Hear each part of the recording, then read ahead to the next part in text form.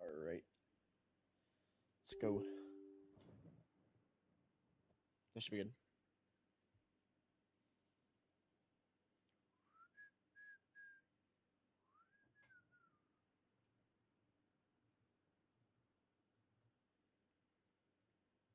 Do do do do do.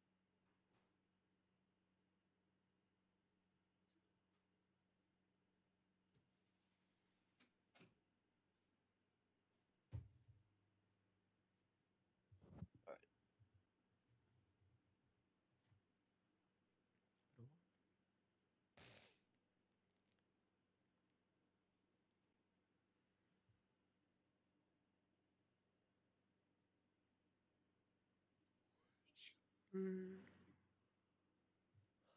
All right. Yep. On, on, I can't really do much here. Toss me again. Toss me again or no? on. T- You're on.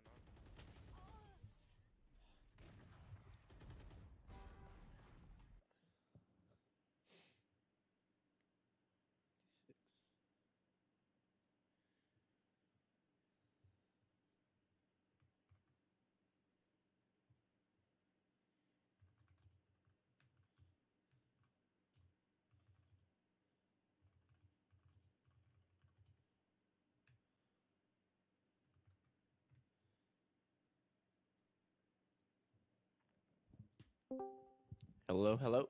Can you hear me all right? Yo, what's good, bro? What's good, Doug? All right, you mate. Me doing this screen share. But yeah, just to let you know, week one. Normally, how I like to do it is I got a whole list of things that you got to go over. Normally, I go over that after I watch your VOD. So I'll probably just sit here and watch your VOD for the next like 30 minutes or so, and then we'll get into all the things that we need to teach. Okay, So I sick. just get a feel for where you're at and stuff. Sick, So awesome. The VOD starts at around like 56 minutes, so.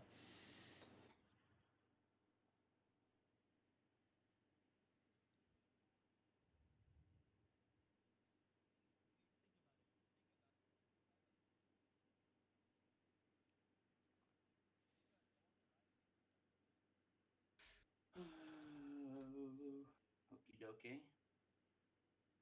You're a cringe joy player, all right? Yeah. I'm taking Beast Space Agrabase if you want to do back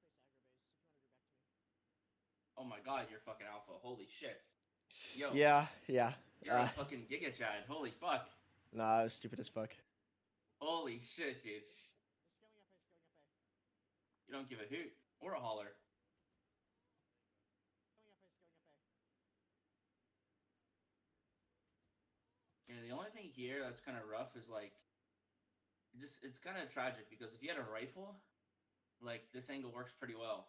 Yeah. But it's so hard to multi-frag with a pistol, let alone like realistically you should have gotten one, right? But you Yeah. would have gotten a second no matter what because it's just so hard to multi-kill with a pistol. So Yeah, I feel that's true.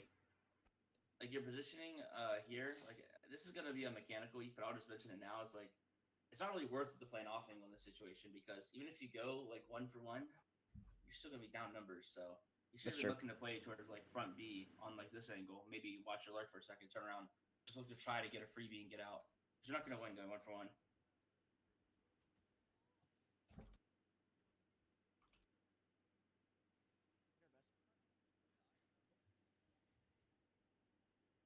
Dude, you do not fuck with this front B angle. Let me tell you, holy shit. Dude, that's got to be a fucking world record killjoy entry into B site. I'm dead serious. That's got to be some sort of record. 132 you entered B site as killjoy. You're a fucking legend, bro.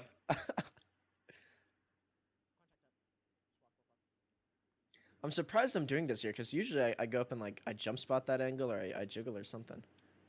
Yeah, right, buddy. Looks like you got years of experience, actually.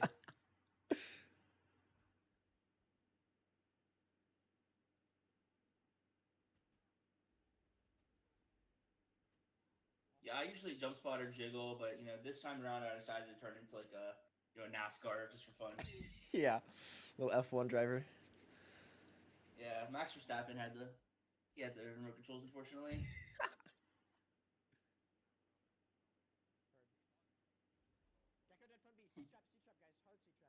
The one time you go slow, you fucking kill the guy. That's funny. Okay. Yeah, this is gonna be a mechanical week, but this is naturally gonna be really fucking risky against the bonus, like what you just did here. This was really risky. Like realistically, this is a really bad play.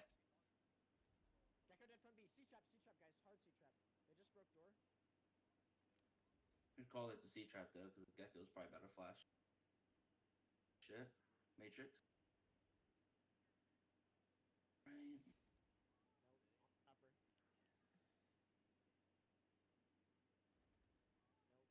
I'll tell you one thing right away is that it doesn't look like you're playing the game with the intention to like make good decisions. It just feels like you're just going forward. Yeah. That's it. Like even when those guys are flanking you out, you're just going forward. It's like you're not thinking about like how you're supposed to win the round. Like even here, like let's just literally start this round. Like Nah, there you go. I shouldn't be fighting that alone. like this is your team's comms. One out mound. Right? And it's like imagine like you're saying it's a C trap, right? Imagine it was a front B trap though. Like imagine Yeah. you get jiggled here, neon stun slides on you, you get Gecko flashed, you're dead, 45. It's rough. It's like Gecko dead front B. C trap. C the trap. only time you can really take this B lurk timing is if like maybe on this round in particular is maybe if they like hard fought A. You can call it they hard fought A. Then maybe you could take this B timing while your team goes up C, and you know worst case scenario you die, your teammate's gonna have C. Yeah, I agree. Yeah. Guys, hard C trap.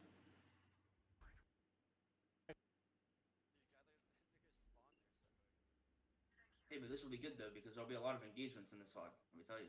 No, I picked this VOD specifically because there's like over 50 engagements, so. Holy. Yeah. Guy's playing a TDM out here. Viper's on ceiling. Have we seen Gecko or no? Yeah, Gecko's upper up B. KJ front B. Or top C.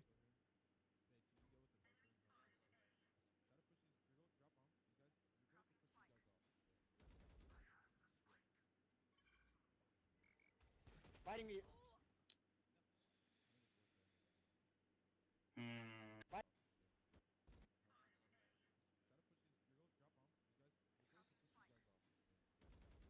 I honestly think like your biggest mistake was just not alarm botting this, to be honest. I think it's fair, yeah. I think you should have just alarm botted. Like going for the order here is fine, but I'd say one, it's sus that this guy put his Viper orb out when it was just you. But also, I would have just alarm botted and you would have been chilling. If it got broke, you Fighting could me. have just chilled.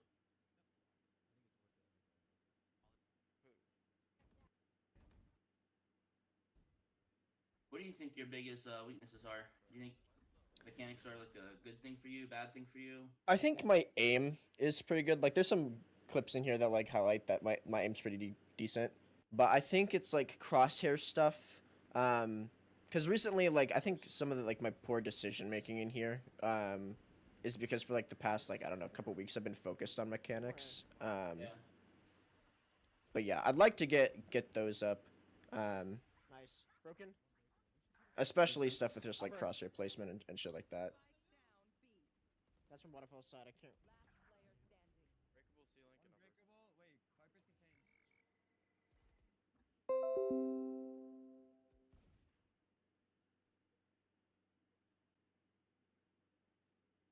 There they are.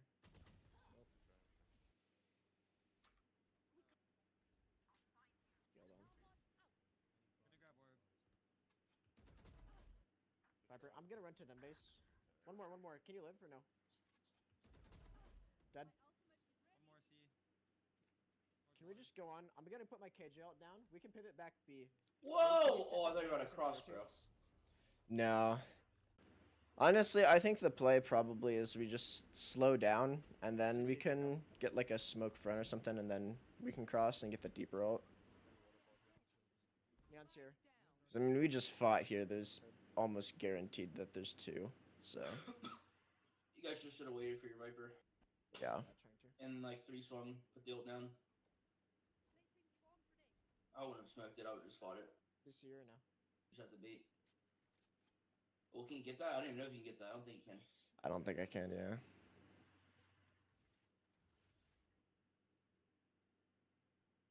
They're triple up CT. 30 seconds left.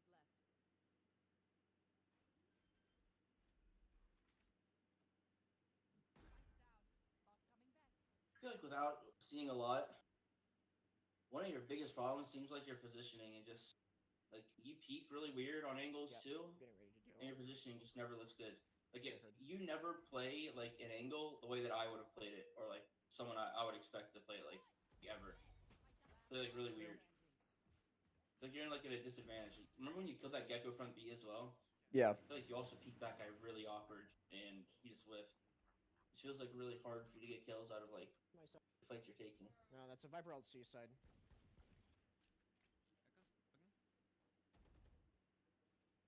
Echo's bugging. Pull stuns out. You're in Molly.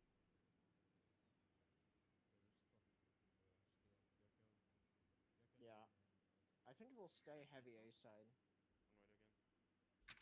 Okay, hold on, I gotta turn this up and listen to all your calls here. Echo's close, no? Oh, because they're taking it, right, base?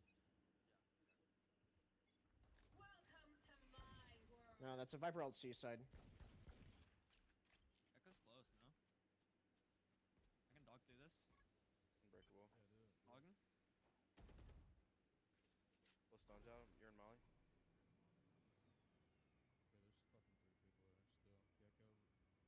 Yeah. I think they'll stay heavy A side. One white again. Hey, can we walk out on the wall when you have gas?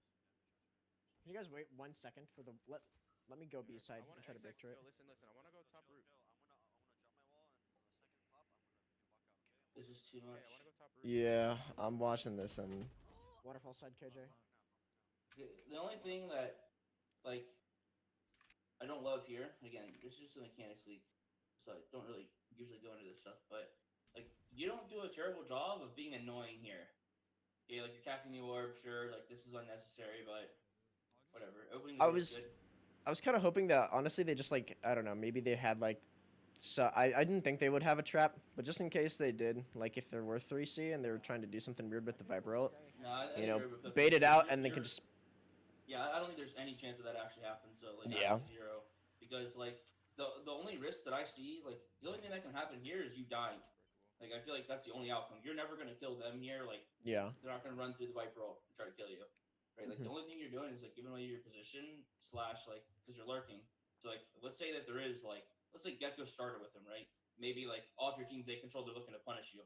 So let's say that's the case. Let's say that it's Gecko and Viper C who are Omen or Neon, whoever, and off of your team's A control, they're gonna try to kill the lurk. This whole time you're making noise. So like when they come out of this ult, they're gonna own you. Like, Yeah. You're gonna get blinded or Omen blinded or Neon stunned or they're just gonna double swing and be looking right at you. So like, giving away like where you're at isn't good. Like I like to open the door though because I actually potentially pressures front B, which can sometimes be a gap in Viper ult rounds. Bigger thing that I feel like you should have done here is, and this is something that like the expectation of a lurker at a high level, and again, like let's be clear, your whole team like makes mistakes, okay? But you know, if you want to learn what it takes to be like a really good lurker at the highest level, then in this situation, like you need to be calling like what your team can do in the round. Like right here, you have the best info, more than your IGL right now. You've seen that there was nothing at C. You saw it's just the Viper. It's 100% of Viper at C. So like your read on if you think you're going to be going back into that Viper or not later in the round is important. I would have liked for you to say like, yo, the only way we can go back C is if we raise ult. Like we cannot go back C unless we raise ult in. Like or making some sort of calm like that where you could potentially say, yo, we could end C with a raise ult, or we just need to commit to A right now, or something like that. Because to me, when I'm watching you, it's obvious that like C is not an option. Like if you're IGL mid rounds in a way where he plans to potentially like work the map, because he never really changes his comm, which is weird. Because just let's stay heavy A, I think was what he said. And I mean, staying heavy A doesn't really make sense because you might as well just go away. You're not going to go back into that Viper ult, that's for sure.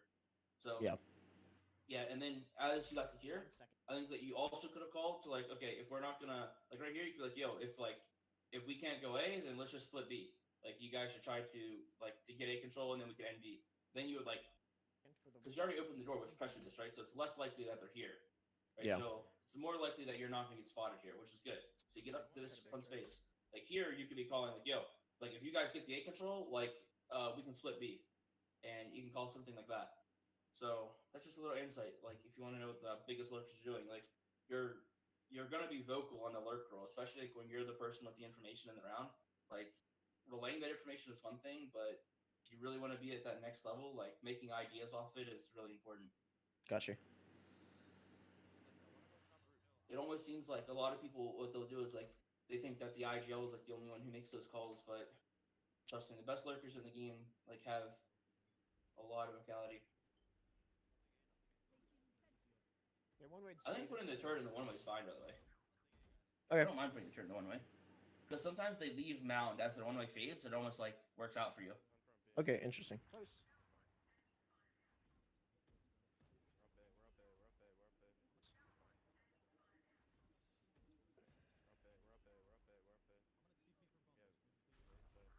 That's fine.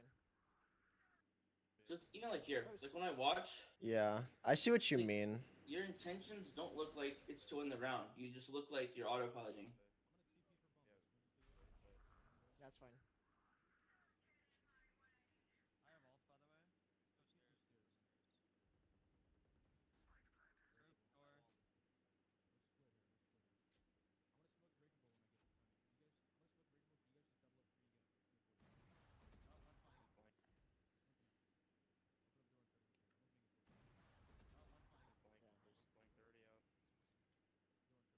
Or I think your Fado's freaking out here a little bit. I don't know why they need to just stay.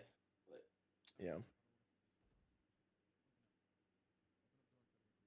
yo, small thing, you're definitely aiming too high here, bro. Yeah. So here, like, okay, this is actually a pretty good, like, mechanical moment. That let me open the range here first, because you have a habit that a lot of players have, and the best players don't have this habit. They break this habit. I'll show you what it is.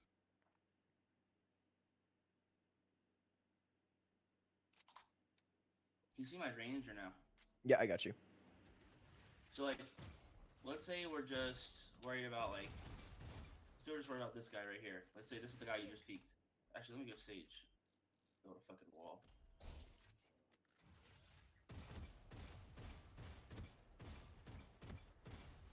Okay.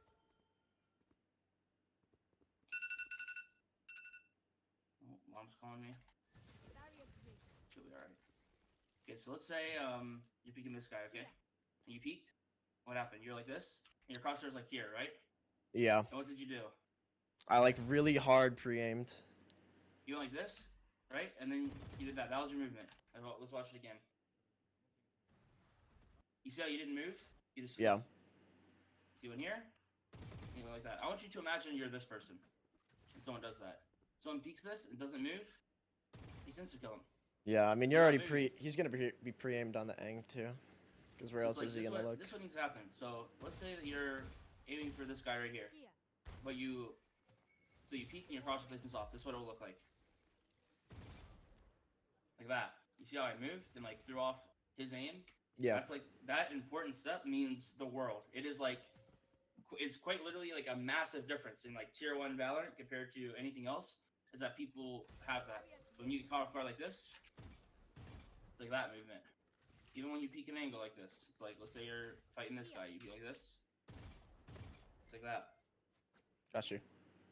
So let me show you a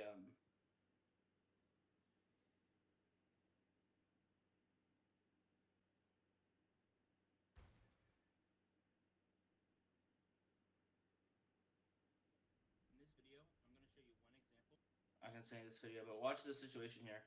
I paused in the video so I can't play the clip, but you see, look how Kane Zero, this guy is fucking nuts, by the way. Like, look how he gets caught off guard here by this guy. You see how he moves? He starts aiming, but he also moves at the same time, right? So I paused in the clip here, so it's gonna take a second, but look how he doesn't just flick and shoot.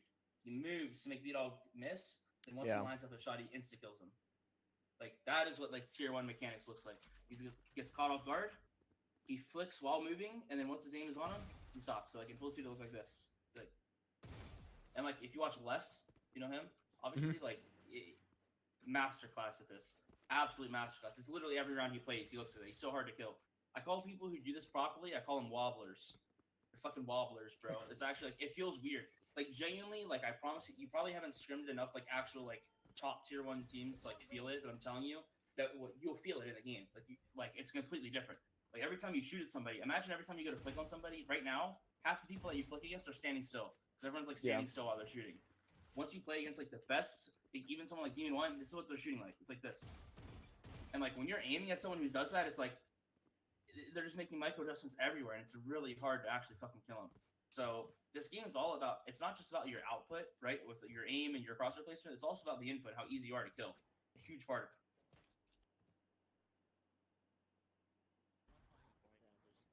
Blanked already up.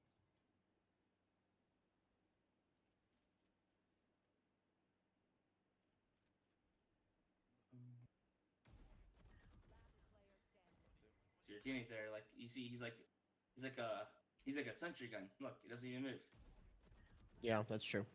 Like, if Demon 1 was playing this, I'm telling you, like, Demon 1 would be, this is what he would do. He'd be ADSing, get the first kill.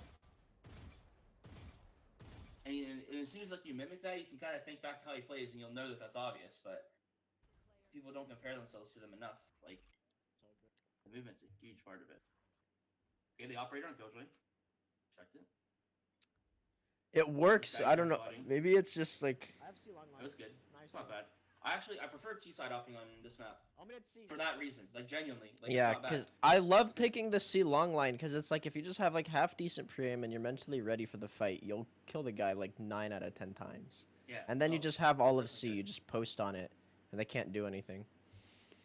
Yeah, so let's talk about like what can happen here if you use an op, right? So you're using an op, and one option is how are they getting info towards C, right? Yep. Everyone fucking jump spots. You're owning that fucker, right? Like a good amount of times he's getting owned. It's not a hard jump spot to kill. Like probably like 7 out of 10 times, right? Until you're against like tier 1 players, then maybe like 5 out of 10 times. But it's still good. And okay, what happens if they're not getting the info? It's like you said, now you just have like all this space for free. And you can even like contact into like layer 2 angles that they could be Yeah. using. If I do that, I usually call a teammate over just in case they do like a late gecko flash. But I'll just post on like the top site peak or something, or hold while someone walks up and can look for util or some shit and just be really fucking annoying over there.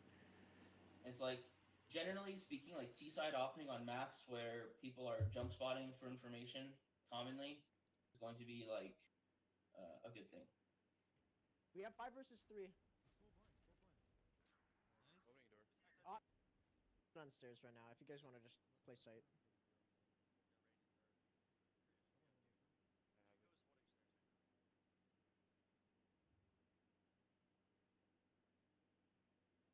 See stairs. Did you whiff? Be honest. I don't think so, no. I have C long line Okay, again. the way you just peeked that was criminal, though. I have C long line again. Not my best work. Me personally, you would have just got one tapped. Yeah. No one should peek that. I remember peeking that in like challengers once and someone got pissed.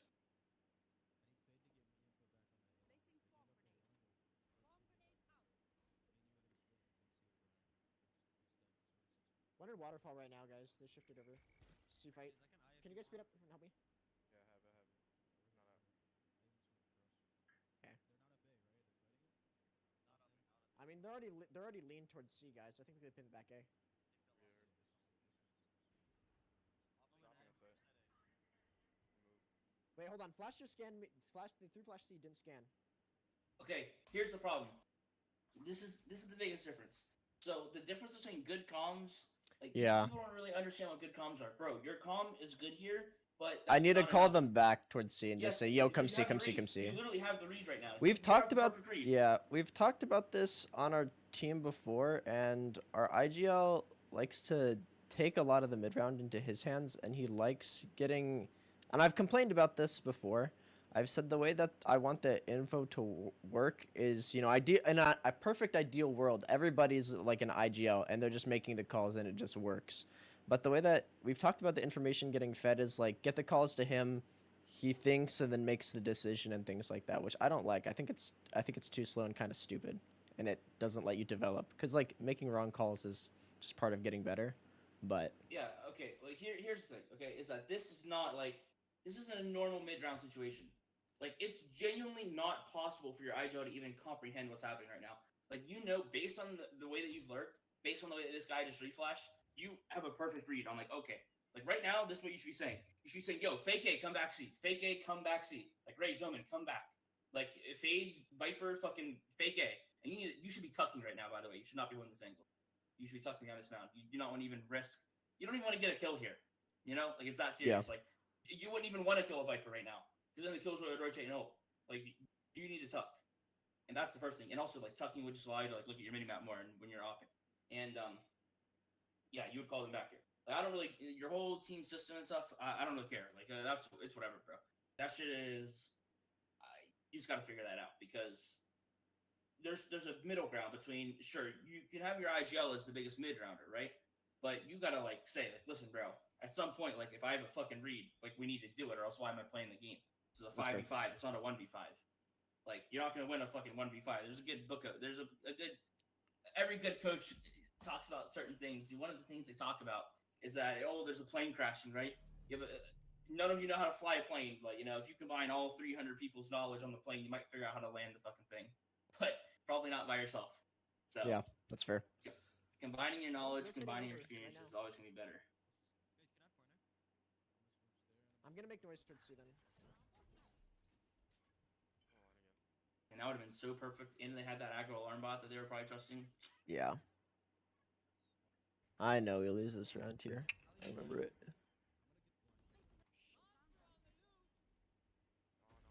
I can't really do much here. Toss me again, or no? I don't know if we can. Yeah, I don't think you could. For an opera on the. Listen, wide, it's a trap. No alarm bot. One waterfall right now. Some of these ults you're doing. Top site, Viper. Look where I am. This Viper here.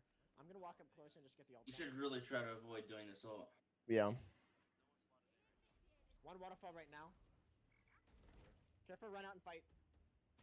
Top site, Viper. Look where I am. Look where I am. Dude, we're taking C. Walking in now. Ready? Two here.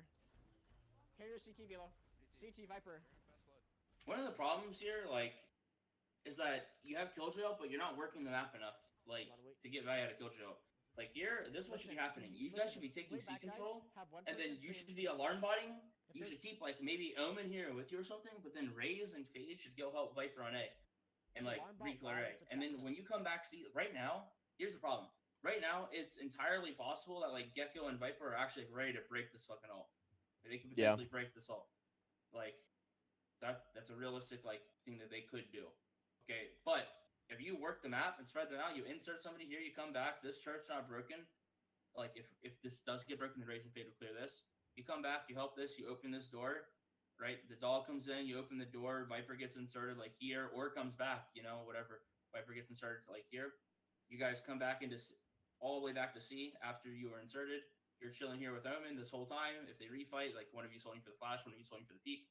And now you're all here, faking dog. He places ult down. Now there's no shot they're going to be in position to break this ult. You're just going to be able to get this down for free. And now you still have that deep Viper A lurk too, Or like worst case scenario, you could actually still go back to that guy. Set up. Right here, I'm holding the flash. No. One water Viper. Carrier CT below. CT Viper. Fast flood. Yeah, fast flooding in. Mollied off. Still two guys. Close. Close water still. Last player standing.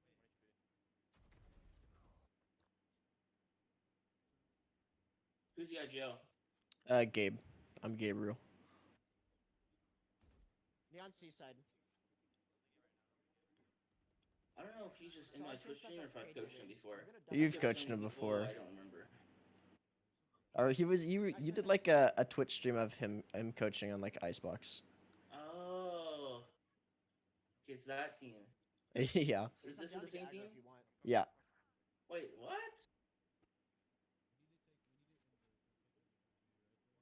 They have no molly, Nah, I no don't know. neon I don't know. stun. Okay, I remember. One stairs, one stairs. See, ever since I started coaching, like, ever since I Everything. started coaching like 8 hours a day, like everything's a fucking blur. It's so hard to remember everyone. I always feel No, bad 'cause I that's don't so remember valid. Everybody, but like I have to like watch the game. I have to like rewatch the previous VOD that we worked on to like remember like who they were. One stairs. But now I started to make like a document with like notes. 17 bomb. Placing swamp grenade. Placing swamp. But we'll get into all your like your individual mistakes in like week 2, 3. I'll just try to focus on mechanics Say here. upper. But I will say that the way you play is definitely holding you upper right back. Top and upper. Very not good. Just tuck and tree. Tuck and You're tree. really. It just seems like you're one of those players that naturally you're gonna be like worse than what you should be. Yeah. Because you just play the game like in this weird way. It's like not right. And like there's no right way to play the game, but it's almost like you're shooting yourself in the foot, like multiple times around. The wall. Just around the wall. I feel like if you played a game where your positioning made sense and every fight that you took made sense and all the Anything- space that you guys? took made sense, you had good comms, and your positioning was better, and you didn't get any better Get mechanically at Molly all, now. I think you'd do good every single Molly game. this motherfucker.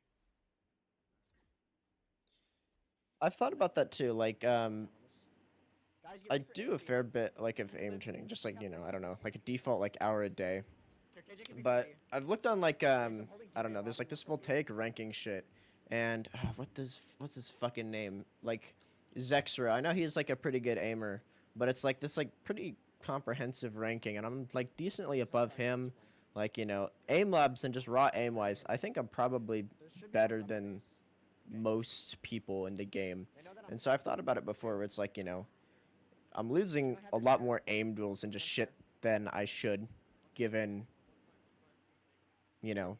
just the amount of Yeah, one of the things I will say right away though is like if you didn't know, I've obviously I team with Zexro, and like Zexro's aim is like a million times better than yours in game. It's not even close. yeah. Like it just doesn't translate because there's a huge part of aiming that goes into it that's like not on aim labs. Like watch, Heard. like just like the way like you anticipating this fight. Like first off, like here, even just one mechanical error here. Let me give you a little tip because it's happening right now. But actually, I'll just do it in valid point. Whenever you're peeking to the right, and this guy is potentially going to peek out this way, right? What are you doing through your crosshair, right? Like imagine your crosshair placement. You're looking this way, right? And you're dragging your mouse to the left. Mhm. Does that make sense? So you're moving to Yep. the right, you're dragging your mouse to the left. So naturally, like when you're aiming here and then moving your crosshair left, kind of like trace that wall while you're moving to the right. When this guy swings out, he's going to be fucking 20 feet past the angle, which is exactly what happens. So watch this real quick before we start yapping about the aim thing. Heard. Watch how like your aim gets like 20 feet out by the time you react. You see that? Yeah. Because he's swinging right, you're moving right, and you're aiming left. So whenever you're peeking an angle like this, you need to give like a room for error there. Like you want to be aiming all the way like out here Got you. and not even moving this fast. Like moving this fast is a mistake. You got to be like slowing down, predicting the peak eventually. Like if you can think back to how Zekin plays, you would never see Zekin like full sprint swing this angle here. He's always gonna just like look to punish his swing. 7 KJ. KJ dead. I'm opening door and then But yeah, the whole aim thing, like it doesn't translate naturally to the game, like aim training. Like I know a ton of players who aim train and they have like insane scores. It just doesn't translate to the game. Like aim training is like its own mini game. Like it Yeah. doesn't. It's not even. I wouldn't even say aim training is aim. It's a lot about learning the scenarios and like how to cheese them. And even if you're not like cheesing the scenarios, like when you grind the same scenario over and over again, like that one niche part of your aim, whether it's like micro adjustments or whatever, might get good at that exact thing that's being trained in the scenario, but not necessarily in game when there's other factors involved. And also, just because you can perform on an aim trainer with your aim doesn't mean that when there's external factors and you're communicating and you're working in a team environment and you're like Yeah. focusing on the game and what you're doing, that you're gonna have that same amount of like performance. Does that make sense? Yeah, Like, that you're totally not, makes sense. You're not as focused. And I'm looking Yeah. towards stairs. Let me show me side. But it was just funny because you brought Zextra up, and Zextra has like some of the best natural aim Two you like backside. ever see. Yeah, actually, that guy has like Yeah. unfucking real aim.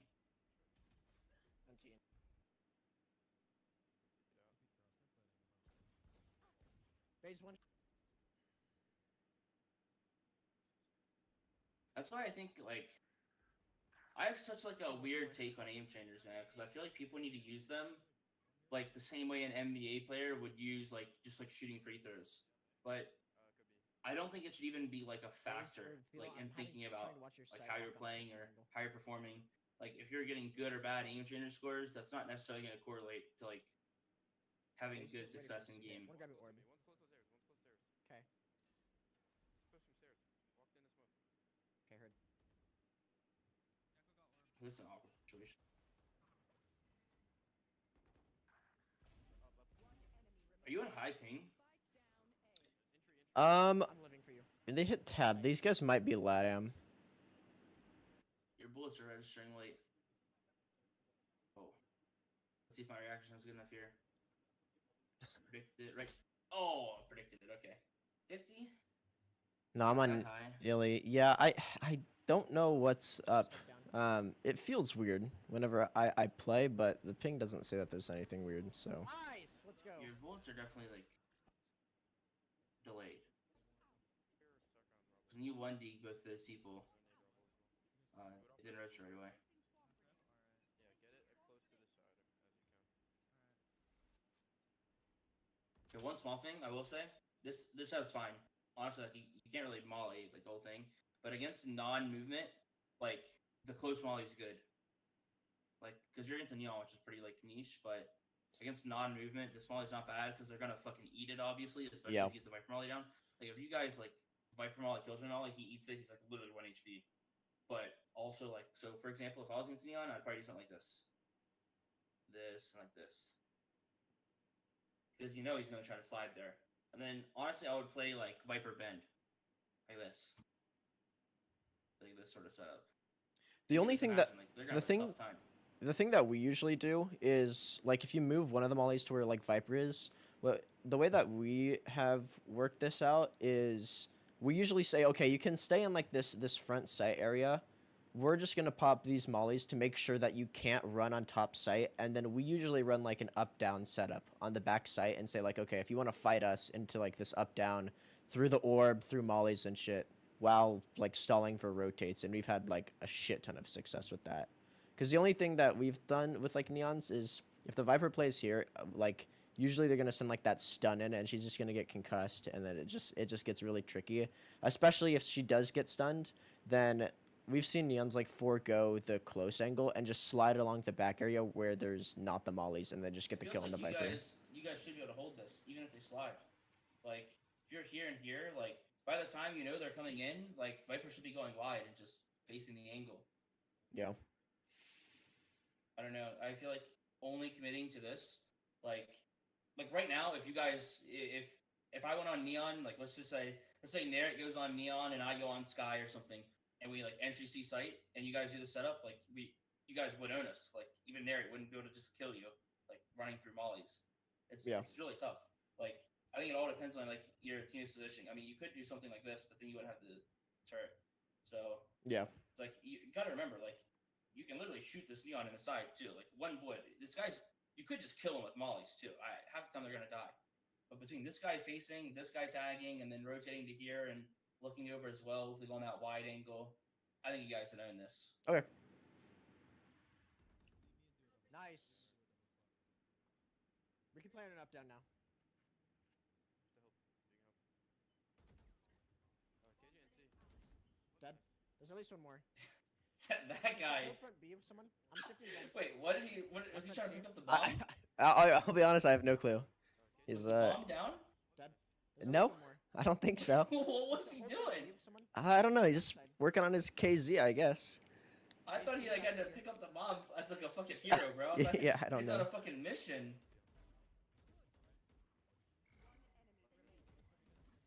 72. You see, Mechanics are better here. yeah, I the do way like you're the moving was way better here. yeah.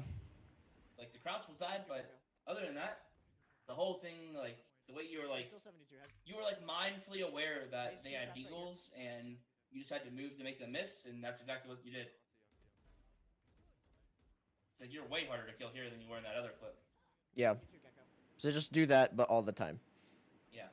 And what'll Gotcha. happen a lot of times too is people will, like TDM or deathmatch, and they'll do it right. When they get the game, they won't. So maybe if that's something that you already do well in some scenarios in game, and then all the time probably in like TDM deathmatch, it's probably just about like holding yourself accountable when you don't do it and making sure you like rule out. Nice. Because I think I get that quite a bit. Is like I'll do things like fine in TDM. Like I usually TDM for like an hour a day or something around those lines. They're fighting. And then it just like doesn't translate into game. So I'll work on just like mentally getting that down pat in game. Yeah, it's probably something that what you're gonna need to do is like force it to the point where you maybe even you're doing it too much, and then you work Gotcha. your way back from the other end. Okay, that's just care for the Gecko wall. Just heads up. Full blind. Neon wall in. We still have a long back to play off of. I'm full blind. Neon dead. All three. Heard. Water. One water. One enemy remaining. Back. If he has.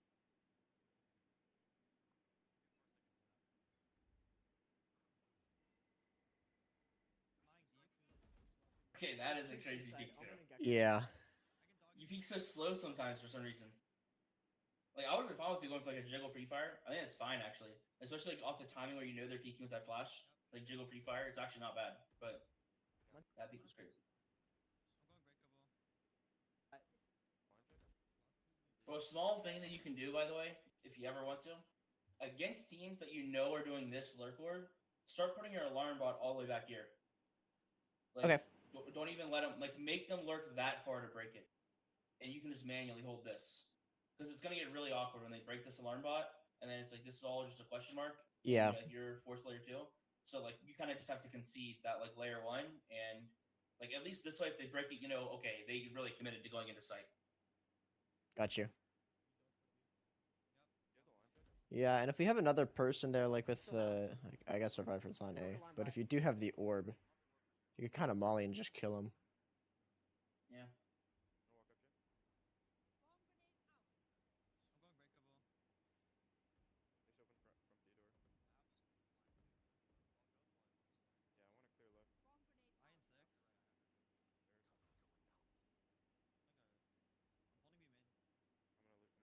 I'm gonna grab orb. I have rocket for Front B retake. still. Opening door.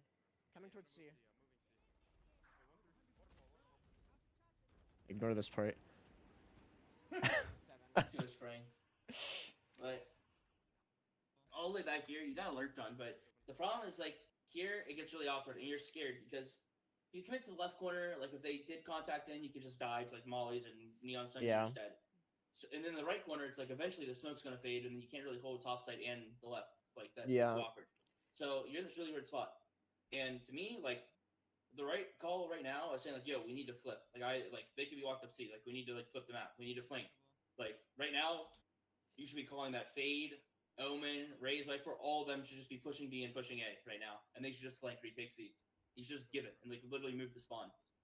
Gotcha. Like what that looks like here. Like you would literally back up like all the way to like here, Oh, okay. here or like here. You'd go to like one of these spots. These guys would push. These guys would push, and then this retake would come in on C. And if they went C, right, these guys might run into him here, which is fine. If that happens, it happens, right? But if they went C, then you guys should just fully flank retake. Grab orb.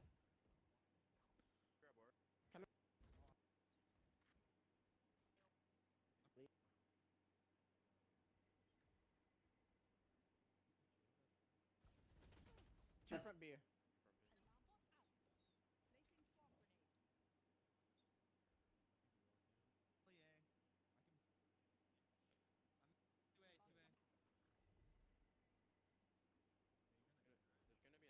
I can. I'm 2A, 2A. There's gonna be an alarm bot lobby. Let me take first. Okay. 52 Omen. Spike planted. Two base. Three of us. All three of us. Last player standing. Bro, you're definitely delayed. Last player standing. It wasn't that, I guess. The last two are deep. Am I tripping? I feel like you have more sheriff kills than vandal kills. I feel like you got like 10 sheriff kills this game. One enemy remaining.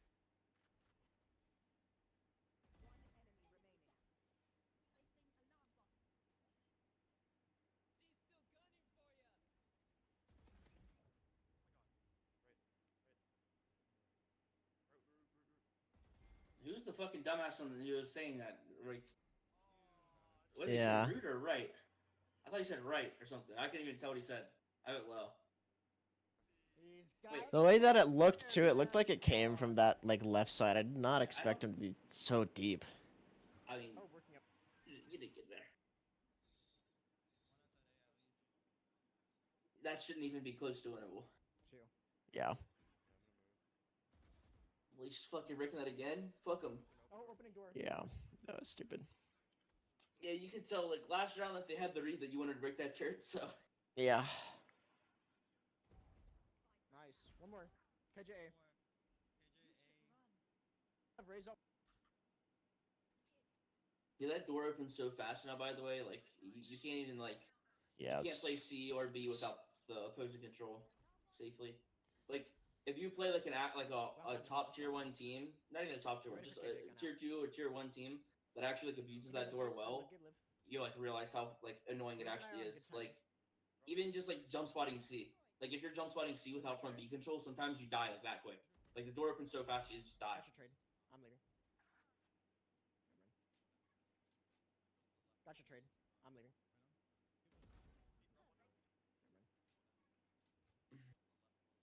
Have you ever been like aim coach before, or what got you into aim training? no aim coaching or anything. I just played them a fair bit. Heard. If you guys can live, I'm coming on flank. Do you think I I'm need? an aim training guy years ago. Do you think I need like aim coaching or? No. I think aim coaching is a pretty big waste of time, to be honest. Yeah. I think doing Like, the scenarios its are place, though. just fine enough. Yeah. yeah, to me, like I said, I just think aim training's like it can be. I think that also definitely depends on the person. Yeah, I'm testing. I think some people like use it the wrong way. He canceled it instantly. Wait, he's use it for bomb, I guess. I wasn't listening.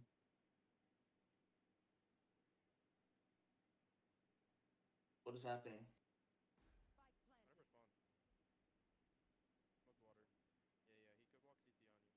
I shouldn't be peeking you. I should just wait. I hate that he gave the top side cross though. Could have gotten He totally timing. pushed into water Either CT. CT or water. Here's what I'm gonna do. Smoke water. No, have I to- guess like peeking's not as bad as you think it is. I think you should just hold the cross though, Here, I'm doubling because nanoing. this is like technically 1v2, but it's not an easy round at all. Yeah, it still feels really sketch. Walked up. Nice. Good trade.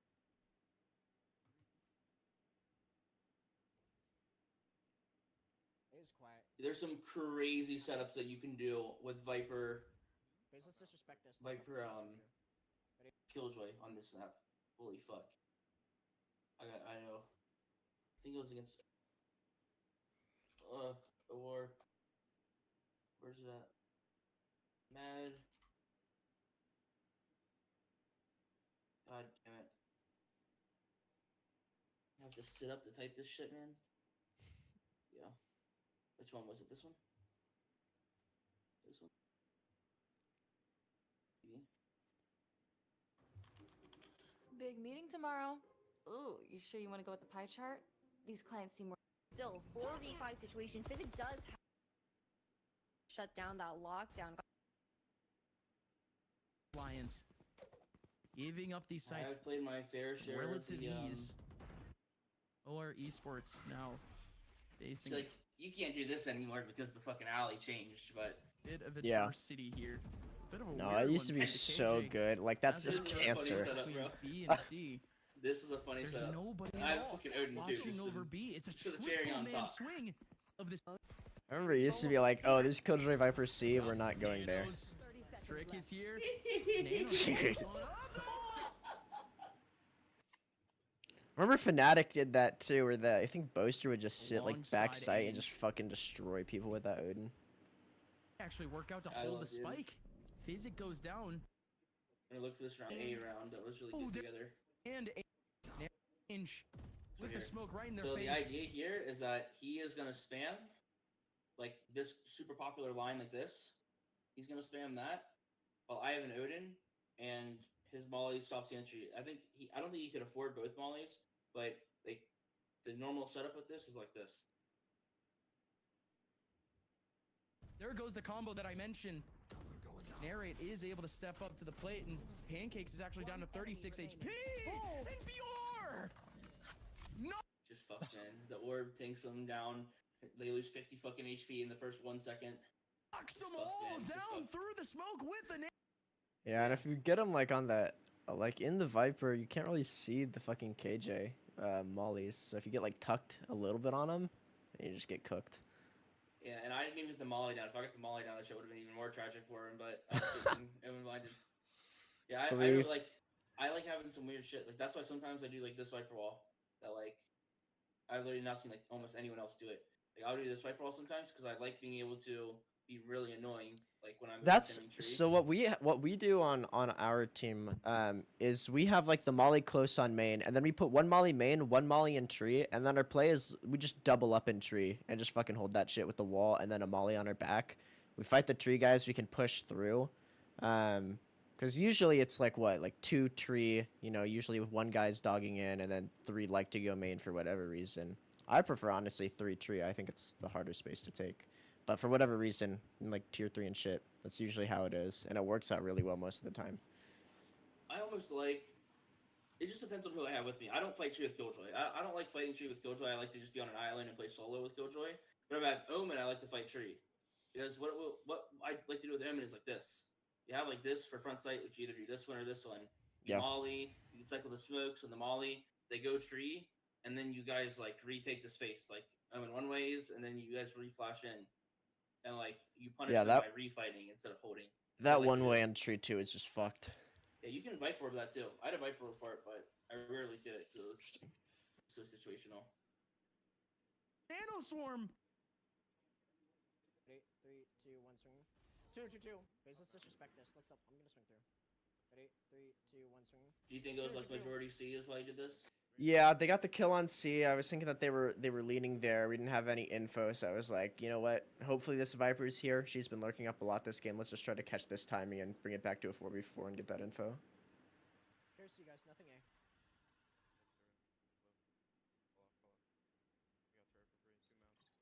One A side. One is close right on me. Can you move? Can you move C? Move C. Move C. KJ dead A. Nice, Shaco. I think they're gonna speed up C off that. Nope, still sit A. You know how you did that Yeah, thing yeah. again where you flicked and didn't move? Yeah. You just gave him a free kill. Like now that you watch it, you'll be able to comprehend it and be like, look how easy of a kill you actually were. KJ dead A. Nice, Shaco. I think they're gonna speed up C off that. It's Yeah, almost like it's like robotic. It's like stop, flick, fire. Still sit A. Yeah, like, because I mean the aim was there, like it's on his head. Side. yeah, you're just too easy to kill. You know, Yeah. If you gave yourself a chance, you would have killed him. Nice. Last one A player. He's hit for 18. Here, come bend with me. Come bend. Hit for 18. That's a big con. Downside. Okay, yeah. How, dude, how did they whiff that, bro? He's hit for Yeah. 18. Yeah, dude. It's basically 1. At least that's what ranked teammates say. Just keep on walking. You go wide, I go close. Ready?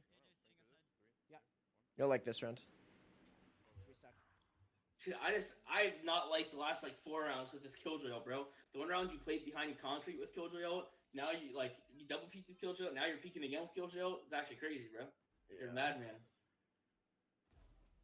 Alright, that guy's smart. Alright, below. See, now he's the free kill. Look at him standing still, bro. Yeah. All right, Vila. These- Let's fucking win out here. We're just standing still, Close bro. house. Oh, fuck. Oh, this guy's This is where the micro justice Alright. come in. Got you. Let's go. That's fucking Emerald rank right there I'm in not clipping Aim it. Labs. Whatever the top one is. Like, what is it? I don't even know what it is. I don't know what it's called. It's like Supernova or some shit like that. Yeah. Ready for his alt base. I used to be big in name Looking at CT trainers. Real quick. This is my That's center CT. I have him. Dead. nice. He's not in. Not in. All right, Still have orb to play we out. have Killjoy ult. Yeah, front B. Move front B. You pull all of you? Get ready for the alt here. Dude, you don't have to, but it wouldn't even be a bad ult. Like right now, like Yeah. on that corner, just because like it would re-clear like close Let me C and just front focus here. B. Yeah, I would definitely. see what go you for it mean. Right now. Molly? Yeah.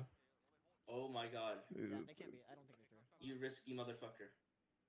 Guy could just be in backside too. Healing or bend real quick. Didn't see anything. Running A. Heard.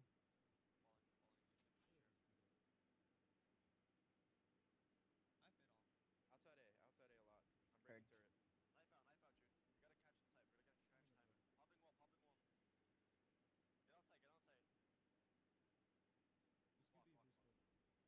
Yeah, Vilo, I'm coming back to you. I'm holding your front B. You can focus door. Nothing in tree, nothing in tree.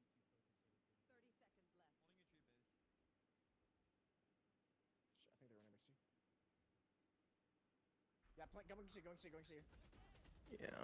Yeah, winning. I fade all good. There, I definitely just fucking know they're there and then run CT and then use the ult. Just gotta wait for your team. Yeah. I'm in brick. Yeah, Vilo, I'm coming back to If you. they're I'm going back holding to your front C, it's B. gonna be off the lurk most of the time, so you don't really Yeah. have control of that anymore. All right, well I think I got a feel for you. I think you have like, to me, with your mechanics. First off, I don't think mechanics are necessarily like an issue for you in general. Like I think Okay. there's way more parts of your game that need like work before mechanics. But in terms of your mechanics, I think like the biggest things for me is obviously like your movement for one, but also just the way that you position yourself and the way you peak angles and even hold angles just feels off. Like I think your like raw aim kind of compensates for like a lot of your mistakes in that area. Because here I'll start a I'll just go to the range and start custom. But I'll show you what I mean because very rarely do you have a chance to even get free kills. Like again, like almost every fight you're in, you're at a disadvantage. Like almost every single time.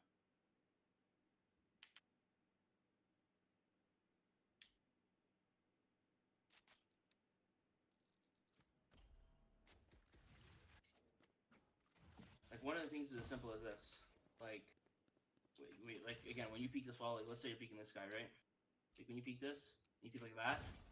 That's way too slow, you know? Yeah.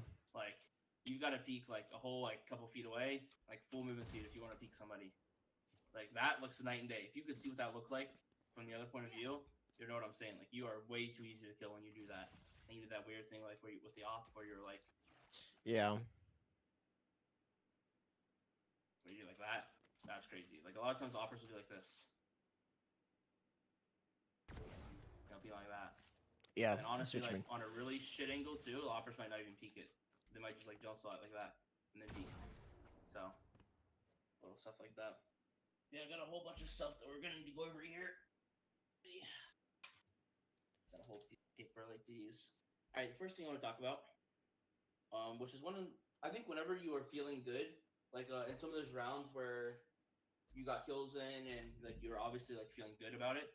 I think this is actually like you did a good job with this. Was it's just the whole idea of making sure you're bursting and not really spraying. Obviously, we saw that one spray against the guy with the pistol, but Yeah. other than that, like you would just want to make sure you're shooting like 3 bullets and below because obviously like the 4th bullet is Yeah. like higher than the rest.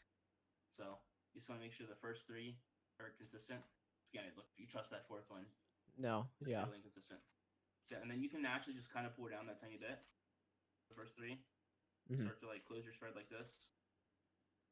And then on top of all that, like obviously like the bullets go way above my crosshair here when I'm in my spray. Obviously Yep. goes right on your crosshair relatively, right? There's a tiny bit of a miss or whatever, but you know, you can't really account for that.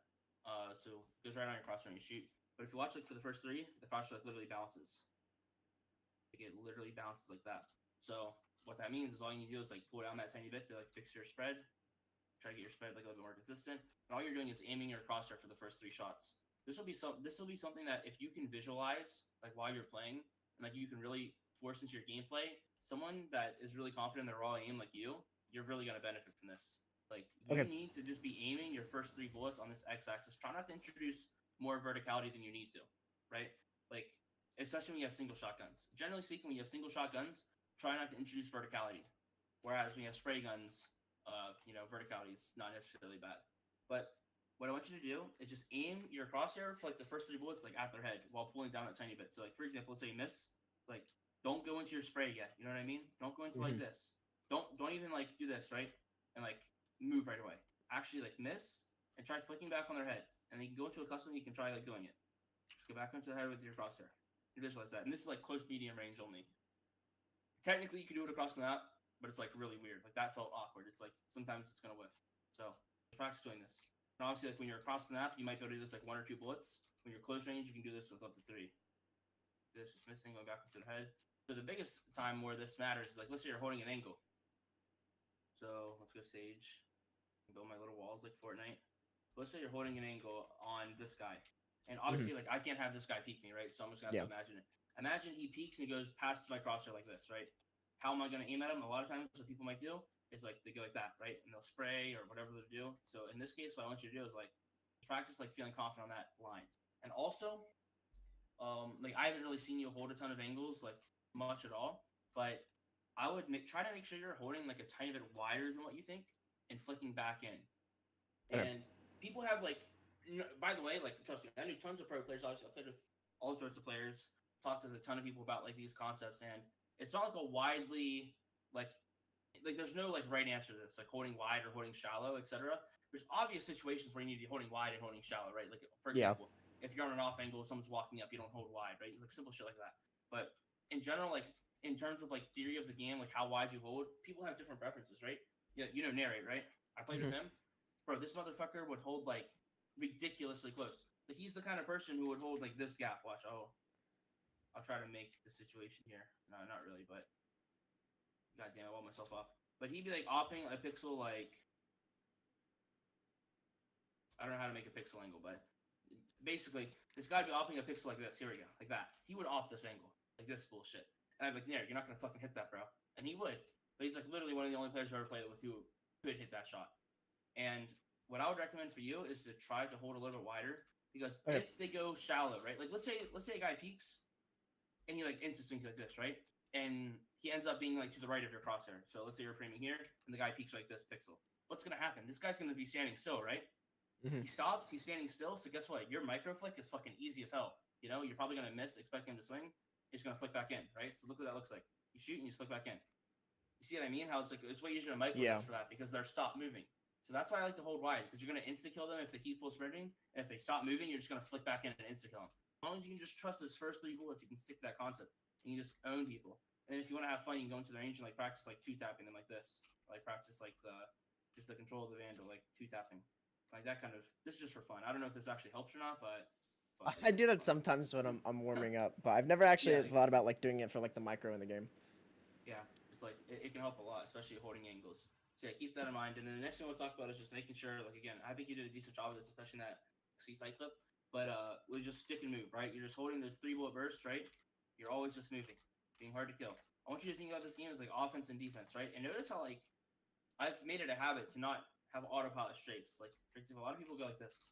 I call this deathmatch movement. See what I mean? I was like always fucking left and right. Don't do that because subliminally, I guarantee you do this in game without even noticing it. When someone strafes left, like let's say this guy moves left, right, and you miss, and then he moves right. Guess what you naturally do right now? Once you guys miss that shot, you're naturally gonna start aiming left because everyone goes left. Like you might not even notice it, but if you slow down a VOD again, like go play a deathmatch and watch your like pre-aim, and you'll notice it. Like a guy will strafe left and right, and your crosshair will start predicting his left swing. And everyone naturally does that stuff. You might not even notice it, but it's a real thing. So whenever you like try doing something like this next time, even like a deathmatch, like 2-tapping to the left, bro, and it'll throw people off a lot. So you can add that to your game as well. Next thing I'll talk about is like strafes. another thing where it's very objective, depending on the kind of player that you want to be. You kind of need to decide the identity of how you want to play the game before you can start to, really hone in on what kind of quote unquote strafes you want to do.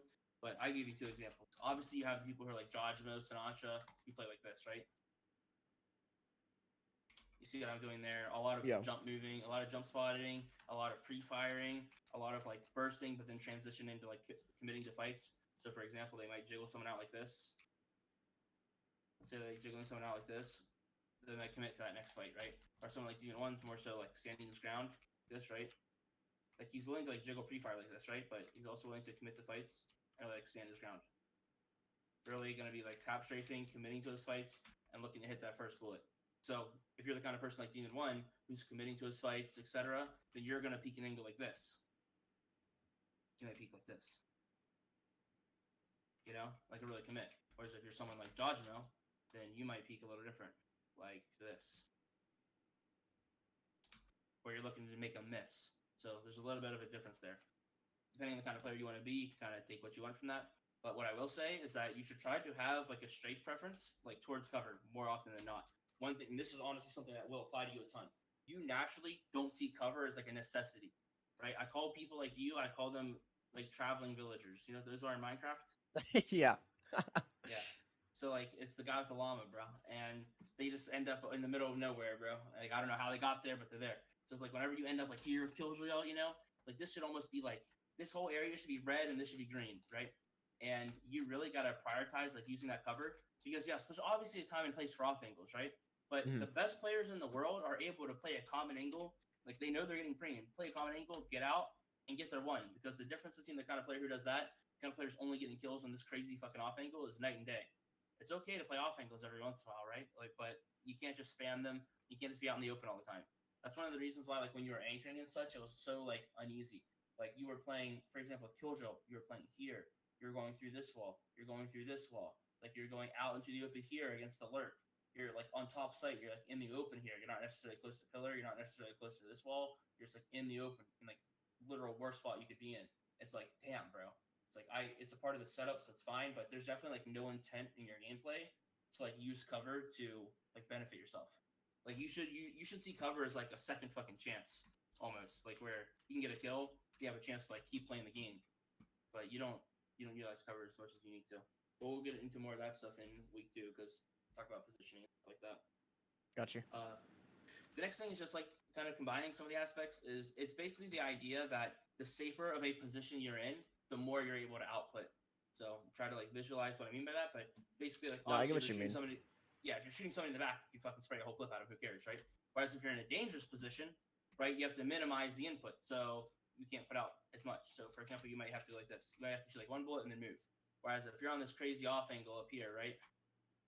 Hold on, let's see if we can do something here. I'll fucking get up here, bro. I usually do this on Jet. This is my first time up here on stage. Like, let's say you're on this fucking off angle, okay, and you peek this guy. Like, there's no shot on planet Earth that this guy is clearing you, you know? Or Yeah. let's just say you're holding the angle and someone peeks you. So you're gonna be able to like do this, right? You might be able to, honestly, this fucking flower pot's in my way. But you might be able to like fight somebody like this, right? Where you're really like spraying, you're crouching. You might even commit to the fight. You might like ADS and look to just like burst their head. You're not really moving as much, you know? You're really Mhm. committing to that kill. Whereas, obviously on a tight angle, like you're gonna be always moving around because they're obviously framing you. And that goes for either holding an angle or peeking an angle. Let me show you this. Because this is like, this has that in mind where because he was in such a dangerous position, you can see how he maneuvered the situation differently. So Out we're of looking for showers Anchi or Viper. immediately into the Okay. rounds. We're not seeing that this time. Mad Lions You scaled can see himself. how like, No, he's I see what- containment. He's and one he side also- of the map, so that intent to get off the angle there is everything. Yeah. I'm pretty sure he also did like the little micro thingy. Yeah, for sure he did. It's like that's something that like Adam, he does subliminally, because he's just such a good player. Yeah. It just naturally comes by that point. A lot of it's like, Lee again, into he's the holding that rounds. angle. We're All not he's seeing doing that is this looking time. for that Mad little Lions. burst right there. He's looking for that little burst, get that freebie, backing up, playing the route. Scaled. You can see it's all that intention is what's behind that. A lot of Vipers might hold that angle, but this time when we watch it, I want you to stare at Ye through the wall. Okay. Immediately into the round. We're not Squares seeing up that to this the time. angle, Mad and line. then God peeks. So imagine Adam was actually holding that angle. Ye would have just fried him. Like, I don't know if you Yeah. ever peeked by Ye, bro, but that motherfucker will kill you fast. I trust me, okay? whenever there Like- was like the chamber meta, I watched a lot of Ye, and like that's all he does is it's a lot of pre-aim and then just like strafing out. Like that's like his entire aim style. It's not actually a lot of aim. It's just movement, strafe, shoot, Yeah, and he'll then do like it this, works bro. really well. Like, if this is a common angle, this is what this guy would do. He'd be like, he'd do this like, Yeah. weird fucking thing, and then it'll be like, BAM! Like, he just does that a lot. But yeah, he kills fast, bro. So it's all about that intention behind your movements. So yeah, this is kind of like go through some of this stuff. That short side with This is everyone else just scaling. on remember I the talked about player identity. Obviously, you didn't know, like, I'm not the kind of player who sits there and takes like ADS Vandal 1v1s. Honestly, I don't think I've ever ADS my Vandal in a match before, to be honest. Like, I literally don't ADS. I'm not the kind of person to commit to fights. I'm like the entire playstyle of being annoying to kill / like playing other side of the really map. jump spotty. It's like Everyone I has a play the game contact entirely. here, or at least some so, sort like, of chance we have to no collect reason to an believe that aggressive Ye pushed on DSG. Hookah here. Obviously, like, it's a pro match, so anything can happen. But look how I jiggle this angle. Like, what kind of sociopath jiggles that off angle? It's not like we didn't jiggle the hook angle. I jiggled this off angle. Yeah. Because why not? And you might be like, okay, well, what makes you think to jiggle there? It's not the fact that I didn't have the read that they walked down. Okay, that wasn't my read. It might look like I read this. Okay, like I knew it was a possibility, but I just threw it in because why not? I'm gonna jiggle this first, and then I'm Yeah. gonna jiggle the hook angle next. You don't 'Cause lose I'm anything. Exactly, right? I'm just gonna be hard to kill. My whole playstyle, it's not about like reading people, it's about just always being hard to kill. And that's like a huge part of that identity. You don't have to have that identity, but oh look, wandering villagers. See it. Look. Here it is. Let me show you Bang. Bang is the #1 wandering villager, if you didn't know. Look at him though. He's containment. You see how, remember when I talked about how Adam was containment on that side of the map? You can tell. Yeah. Bang here is containment.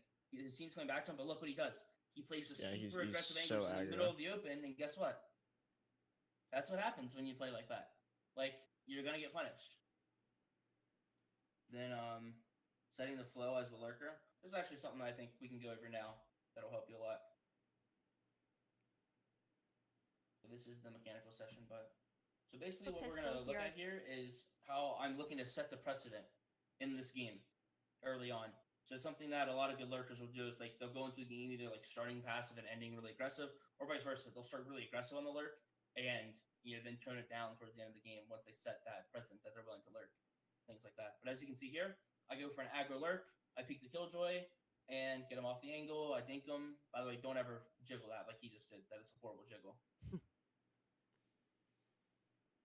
But yeah, and then you can see I open the door. I pull 4 rotates. This is a little OD. I don't know why they all rotated. That's just like I didn't expect to get 4.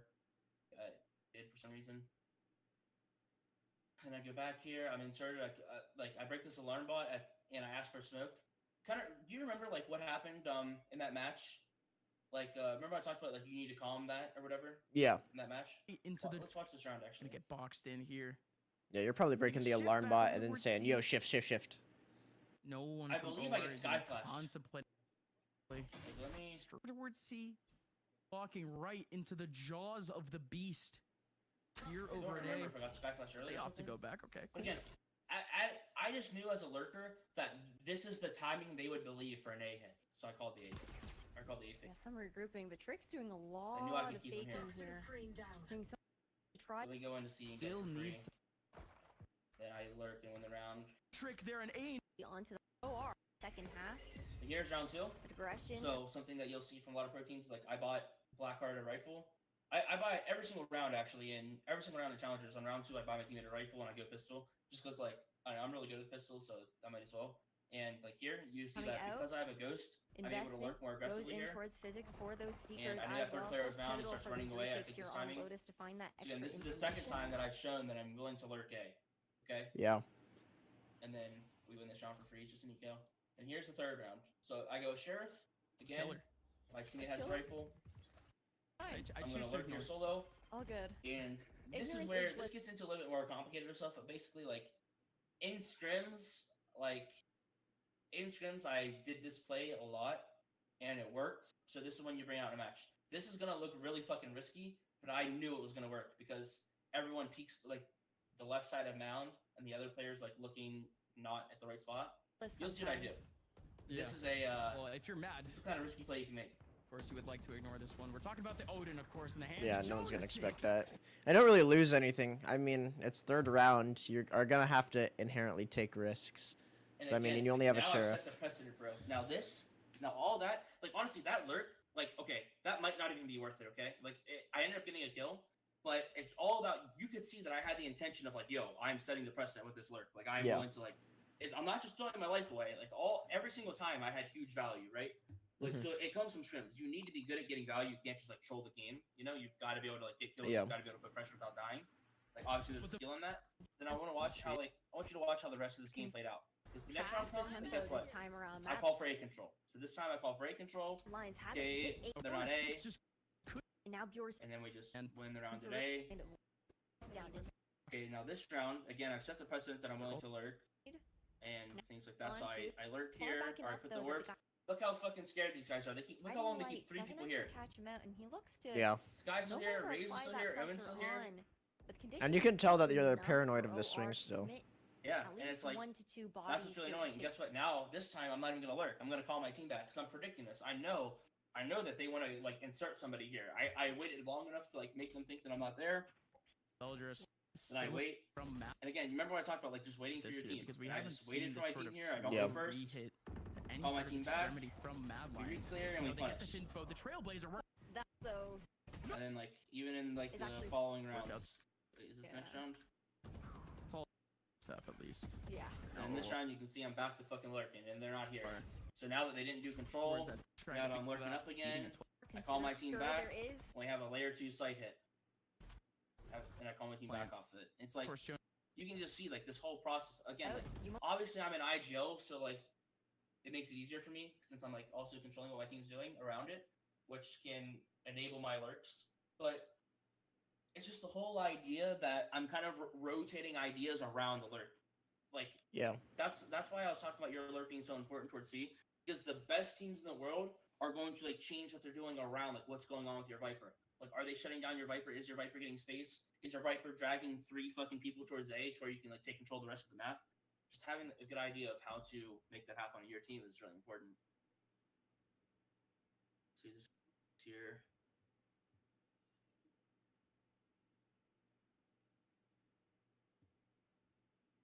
Okay, we should be good. Here's a honestly. Here's a funny one.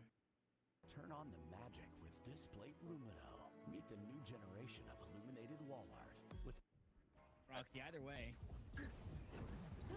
The defense here on the B side, weaken. Oh, okay. I mean, that's the best time to have a judge there. He goes What I for like the to show swap people on about first. this clip is that, like here, Roxy, either way.